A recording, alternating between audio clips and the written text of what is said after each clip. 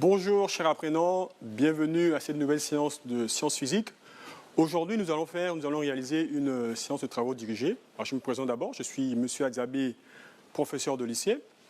Alors cette séance de travaux dirigés portera essentiellement sur les dernières séquences que nous avons vues, c'est-à-dire le cours sur la loi de Laplace, sur le flux magnétique et sur l'induction électromagnétique.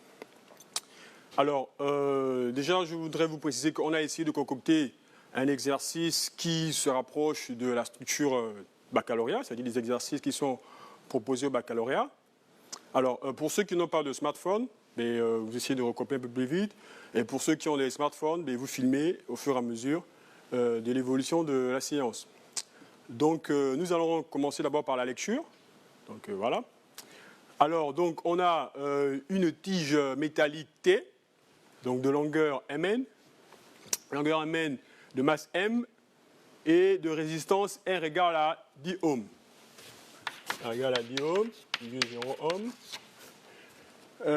Donc elle peut glisser sans frottement sur deux rails, C' et DD' parallèles et inclinés d'un angle alpha égal à 15 degrés par rapport à l'horizontale. Les extrémités C et D sont reliées à une pile de force électromotrice E égale à 6,0 volts et de résistance interne R égale à 2,0, donc petit r égale à 2,0 ohms. D'accord, et la résistance des rails est négligeable, donc on considère que les rails n'ont pas de résistance, et l'écartement entre les rails est les deux rails sont séparés d'une distance D égale à 20 cm. Donc D égale à 20 cm. Alors ensuite, l'ensemble forme un circuit plan qui est plongé dans un champ magnétique constant B, vertical, et orienté vers le bas, et de norme B égale à 0,50 Tesla. On négligera le champ magnétique terrestre, puisqu'on l'a vu dans le cours sur le champ magnétique. On suppose que la tige, reste sur les rails tout au long de l'expérience. On se propose donc de déterminer l'intensité du courant induit dans la tige T à un instant donné de son mouvement. Alors, on va commencer par les questions. Donc, diapo suivante, s'il vous plaît. Alors, donc ici, on a la schématisation. Alors, on a donc figure 1, on a une représentation en perspective. Et la figure 2, on a une représentation en profil. Donc, on va revenir dessus au cours de l'exercice. Diapo suivante. Alors, voilà, donc on va passer aux questions proprement dites. Alors, première situation partielle. Donc, on considère que la tige est en équilibre. On va étudier donc le circuit CDMN. Alors, première question, on nous demande d'énoncer la loi de Pouillet. 1.1. 1.2, on demande de représenter le sens du courant dans le circuit. 1.3, on demande de déterminer l'intensité du courant dans le circuit. Diapo suivante. Alors, deuxième situation partielle, on considère toujours que la tige est en équilibre et on va se proposer de déterminer la masse de la tige. Donc, question 2.1, on nous demande de donner les conditions d'équilibre d'un solide soumis à l'action de trois forces. 2.2, on nous demande de reproduire la figure 2 et de représenter les forces qui s'appliquent à la tige T. 2.3, on nous demande de déterminer la masse de cette tige. Et enfin, diapo suivante, s'il vous plaît. Et enfin, la dernière situation partielle. Donc, on va incliner la tige d'un angle alpha prime, c'est-à-dire supérieur à la valeur alpha, par rapport à l'horizontale. Et la tige va se mettre en mouvement. Donc, on va, première question 3.1, on demande d'énoncer la loi de Faraday. Deuxième question 3.2, on nous demande de montrer que la force électromotrice induite dans le circuit à l'instant t égale à 1,5 secondes est égale à, donc valeur absolue de la force électromotrice, est égale à 9,4 fois 10 puissance moins 3 volts. Et enfin, la question 3.3, déterminer l'intensité I et le sens du courant induit dans la tige à cet instant. Donc, on va revenir à l'énoncé, s'il vous plaît. Voilà, donc on va passer au tableau pour la résolution. Alors, donc, première question, donc, on nous demande, donc, question 1.1. Donc, alors, il faut déjà rappeler que dans les exercices baccalauréat, le baccalauréat n'est pas un examen de fin d'études, enfin de fin d'études de terminale. C'est un examen certificatif. Donc, on peut poser des questions qui sont relatives à les enseignements de première ou de seconde. Alors, la première question, donc, diapo, s'il vous plaît. Voilà, donc la première question, on nous demandait d'énoncer la loi de Pouillet. La loi de Pouillet, alors c'est une notion qui est vue en classe de seconde. Donc, alors, la loi de Pouillet, elle dit que l'intensité, donc l'intensité de courant dans un circuit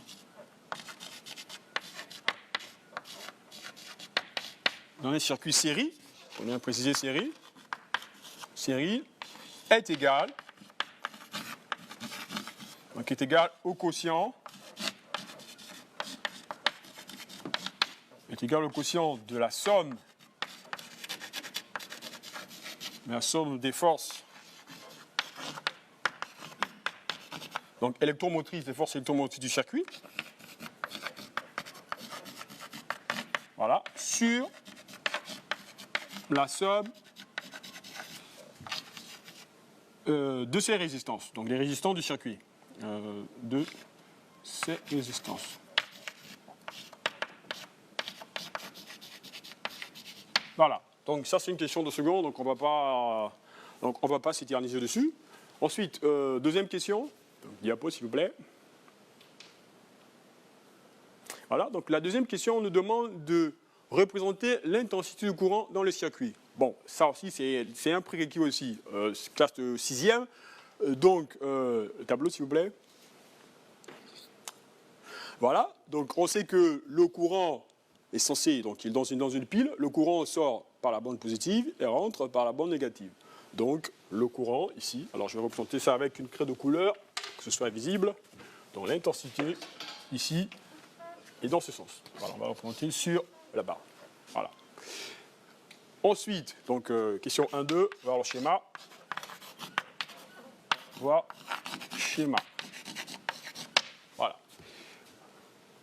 Voilà, donc l'intensité I. Voilà, on va représenter I. Alors, ensuite, question 1-3. Voilà, alors, la question 1-3, on nous demande donc de déterminer l'intensité du courant dans le circuit. Alors, il faut savoir que dans un exercice de baccalauréat, alors, la question 1.1, c'est une question de restitution. Enfin, les premières questions, une situation partielle.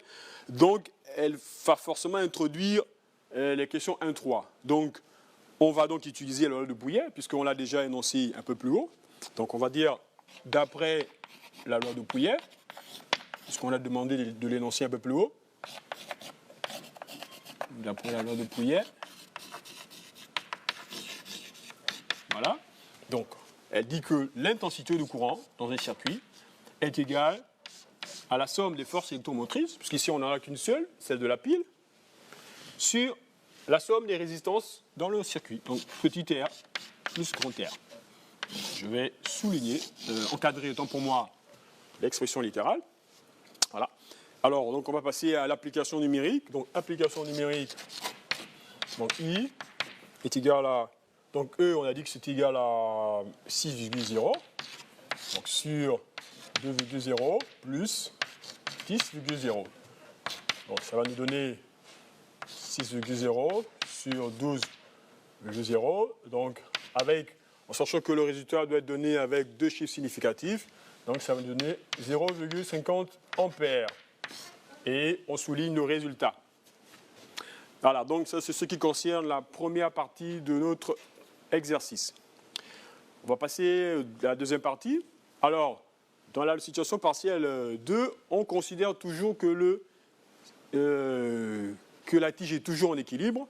Alors, maintenant ici on va nous demander de calculer la masse. Donc, alors, de 1, alors la restitution nous demande de donner les conditions d'équilibre d'un solide soumis à l'action de trois forces. Ça aussi, c'est une question de prérequis qui concerne la classe de seconde toujours. Alors, donc, conditions d'équilibre, on en a deux, puisqu'on demande de donner les conditions d'équilibre. Alors, la première condition, on sait qu'il faut que les droits d'action,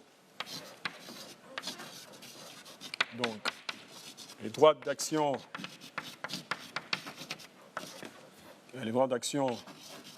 des forces, donc les trois forces, des forces sont concurrentes.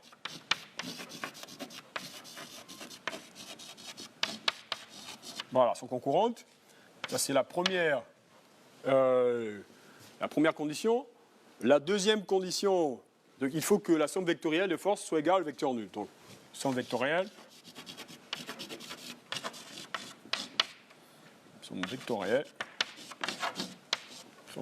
de force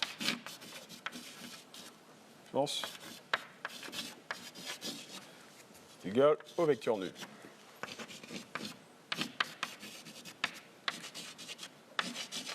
Voilà, au vecteur nul. Alors, on ne va pas s'appesantir dessus puisque c'est une notion de seconde. Alors, donc on va maintenant passer à la question 2.2. Voilà, alors on nous demande de reproduire dans la figure 2. Alors, la figure 2, c'était vue de profil, donc on va reproduire le schéma. Alors, on va le reproduire. Alors, question 2.2. Donc, on va reproduire le schéma de profil. Voilà.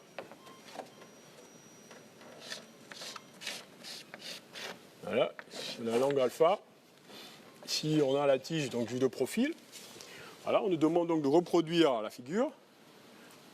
Voilà, et puis on demande de représenter les forces donc, qui s'exercent sur la tige. Donc on va représenter les forces. Alors je vais prendre toujours la craie de couleur pour que ce soit plus ou moins visible. Donc, alors on a donc le solide, il est soumis à trois forces.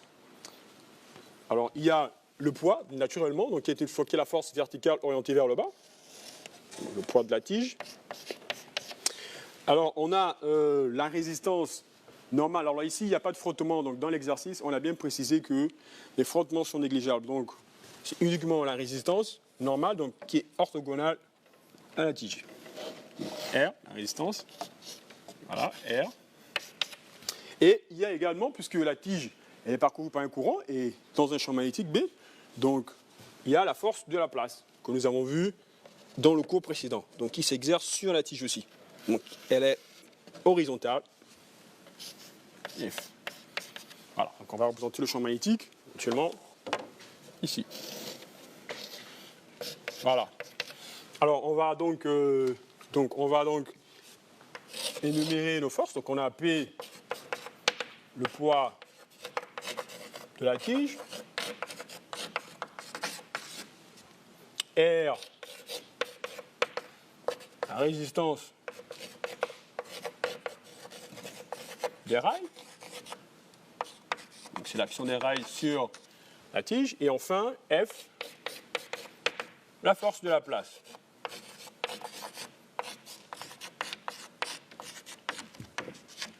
Voilà.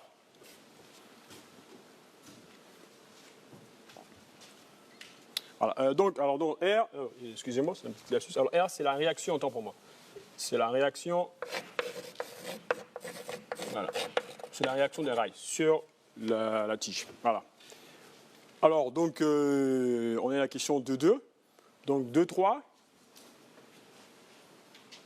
Voilà, alors 2.3 nous demande de déterminer la masse de la tige.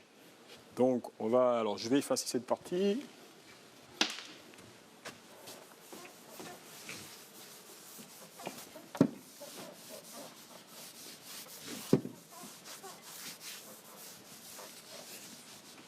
Voilà. Donc, on nous demande en 2.3 déterminer la masse de la tige. Alors, tu détermines la masse de la tige. Attendez, c'est pas très visible. On va essayer de bien effacer. Voilà. Alors, donc, puisqu'on nous a demandé dans la question 2.1 d'énoncer, de donner les conditions d'équilibre d'un solide soumis à trois forces, donc on va utiliser ces conditions-là. Donc, à l'équilibre,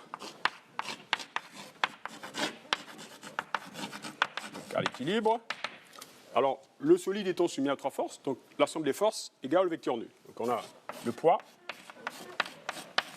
plus la résistance, plus la réaction autant pour moi, plus la force de la place est égale au vecteur nul.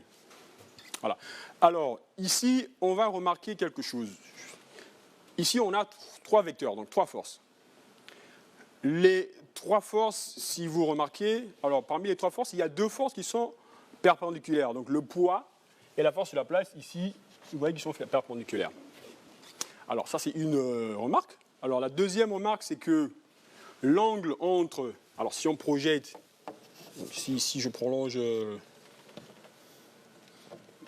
ici la direction normale, alors on montre, par des relations trigonométriques, on montre qu'ici, à partir du théorème des angles triangles semblables, que ici, ça fait l'angle alpha, c'est-à-dire que l'angle entre le poids et la réaction fait un angle alpha. Donc, on peut représenter ces 3 vecteurs par un triangle. Donc, ici, le poids, voilà, le poids ici.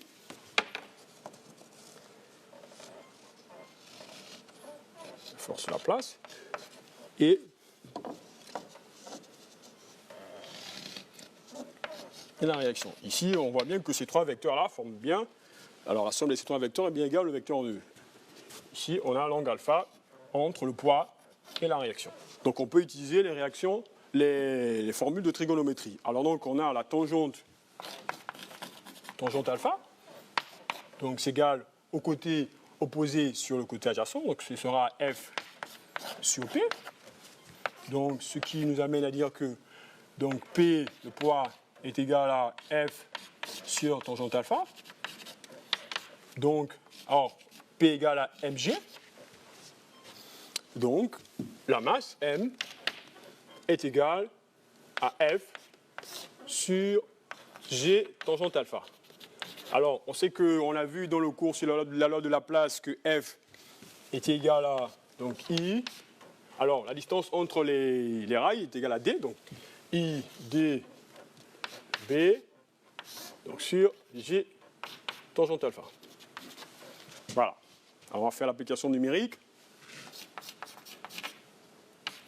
Donc, application numérique, donc M égale à... Alors, ça va faire... Alors, I on l'a trouvé, I est égal à 0,50. Donc, fois...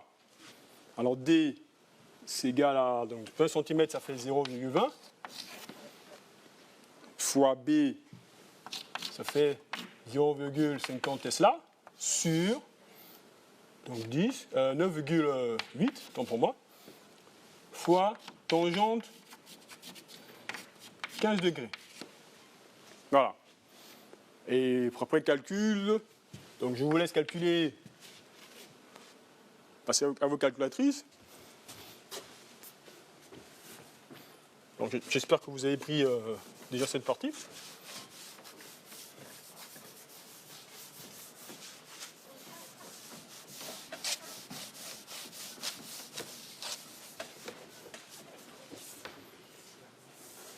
Voilà, c'est bon, vous avez calculé, vous avez eu le résultat. Alors, si vous avez calculé, vous avez bien calculé, vous devez trouver donc la masse M donc, est égale à 0,019. Alors, donc avec donc en grammes, voilà. Voilà. Donc, et souligner le résultat. Alors ici, on devait effectivement encadrer l'expression ici.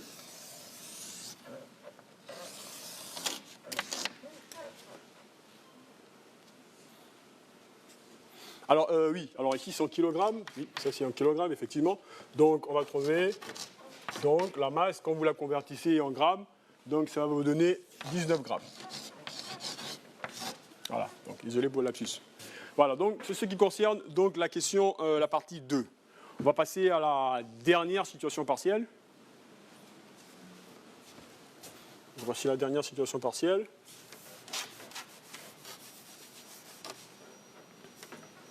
Voilà, alors donc, On incline à présent le plan d'un angle alpha prime, donc on va soulever la barre par rapport à l'horizontale, donc d'un angle alpha prime égal à 20 degrés. Donc la tige se met en mouvement à l'instant t égal à 0 secondes. À l'instant t égal à 1,5 secondes, la tige a parcouru une distance L égale à 15 cm.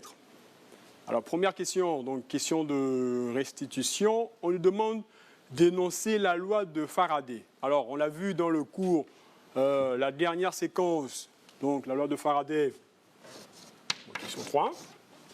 Alors la loi de Faraday, elle dit tout simplement que la force électromotrice d'induction est égale à l'opposé, donc elle est proportionnelle, à la dérivée par rapport au temps du flux magnétique. Voilà, c'est tout simplement. Voilà, c'est tout ça. Ensuite, question 3.2.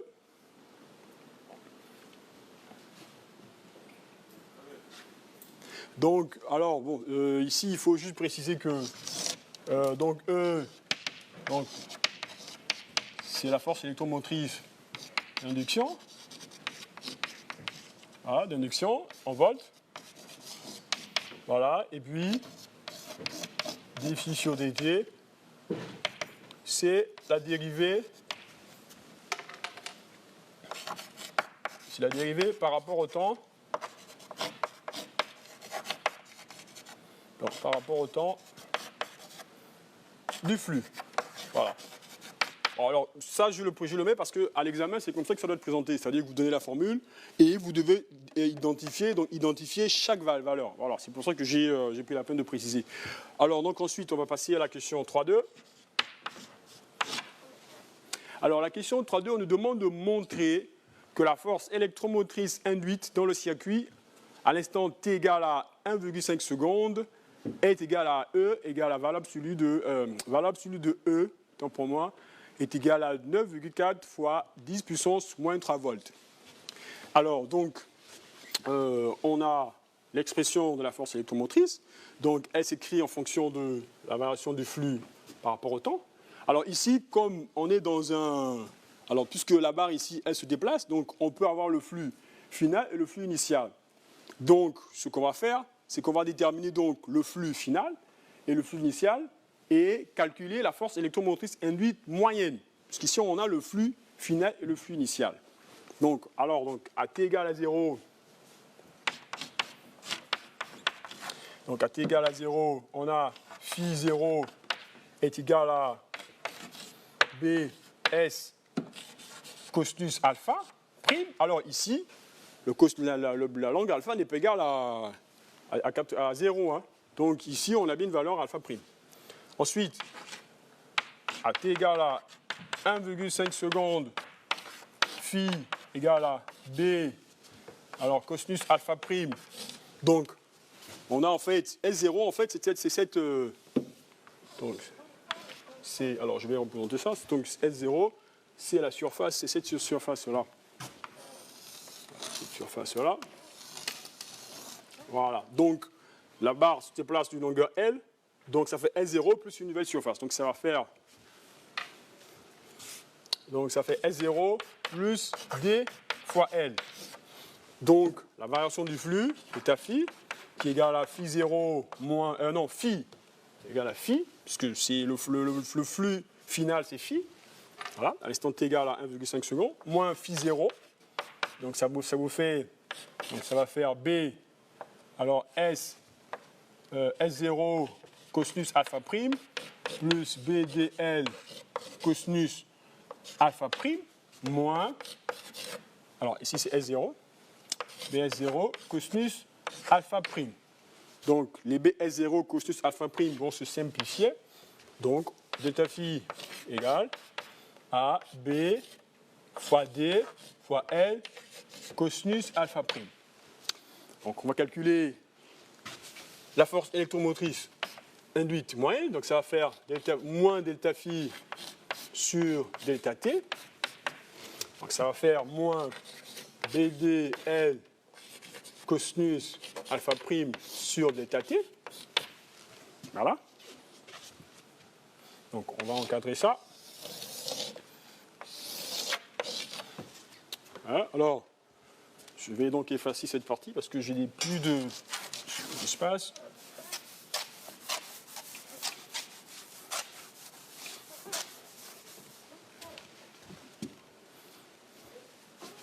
Attendez, je vais bien effacer encore.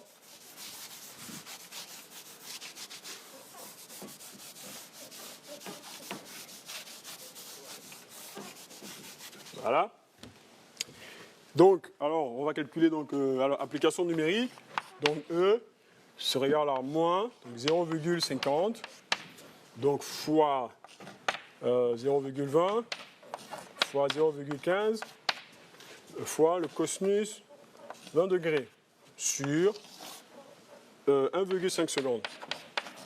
Donc, je vous laisse calculer. Je vous laisse 30 secondes. Ensuite, on va déterminer la valeur absolue de E.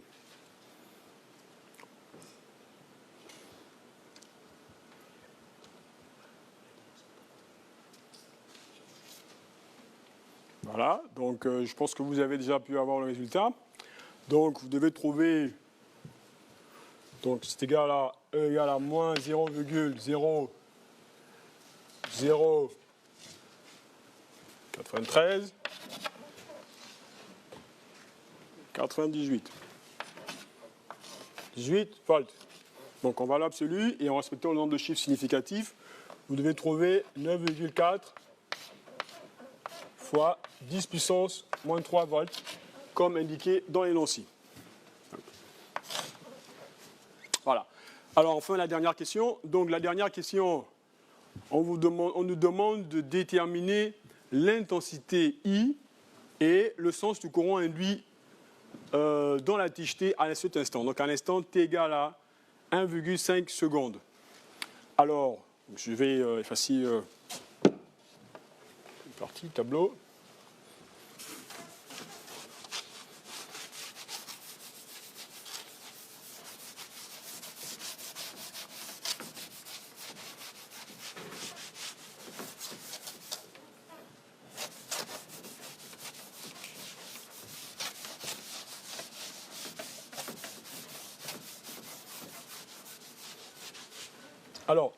Alors, juste une précision. Alors, le sens ici, le signe plus, en fait, c'est mon sens positif arbitraire que j'ai donné dès le départ. Donc, j'ai mon sens positif arbitraire. Alors, à quoi il sert?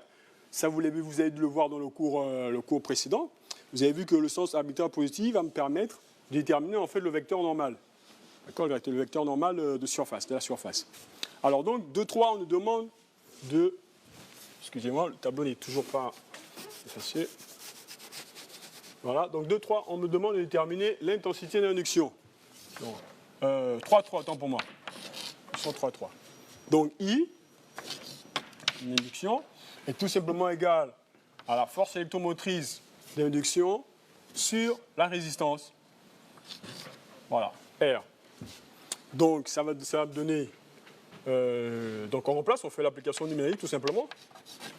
Donc ça fait I sera égal à moins, donc je vais prendre la valeur qu'on a trouvée précédemment, 0,093 18 sur la résistance. Alors la résistance ici, effectivement, il fallait ajouter la résistance d'un rail. Donc ça fait 2,0 plus 12,0.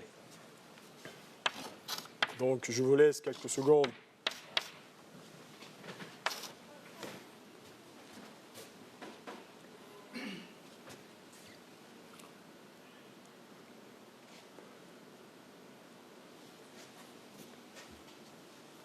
« 10,0, autant pour moi. Je fais une petite coquille là.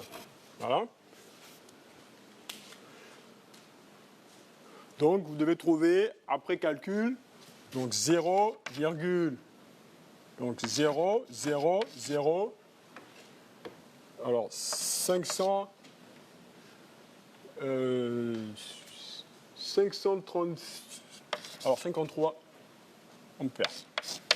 Voilà, donc ça va donner I égale à moins 5,3, donc fois 10 puissance, moins 4 ampères. Alors ici, on voit bien que, donc I ici, on voit bien que I est négatif. Donc, en principe, le courant induit donc, sera dans le sens opposé au sens positif. Donc, je vais le représenter avec une autre couleur.